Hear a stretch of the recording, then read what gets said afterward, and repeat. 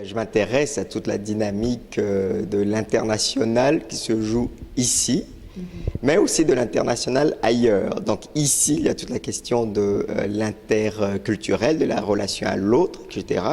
Ce qui fait, d'une certaine manière, ce qui reflète un peu la spécificité de l'UQAM. L'UQAM qui reposait sur...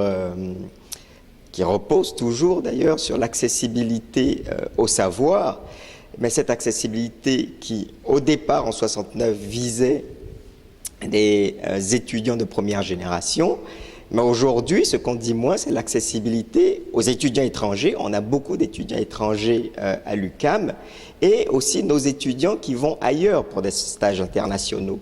Dans ce sens-là, l'UQAM reflète cette internationalisation du savoir que nous souhaitons. Est-ce que vous savez que l'UQAM est l'une des universités les plus connues à l'étranger? Les demandes qu'on reçoit des étudiants pour être acceptés dans nos programmes, qui proviennent d'ailleurs, sont assez importantes dans le milieu de la francophonie, en Afrique, en Europe. Et à ce titre-là, il faut prendre conscience de cette importance de l'UQAM pour l'internationalisation du savoir. Parce que ce qui donne la force de l'UQAM, c'est que nous avons déjà une diversité en termes d'approche théorique, en termes de réflexion, en termes d'origine du savoir également. Et cette origine-là est après diffusée à l'international. Et à ce titre-là, cette spécificité de l'UQAM se retrouve dans les différents lieux, je ne sais pas, au Maroc, en Tunisie, en Belgique, en Suisse, au Congo, etc.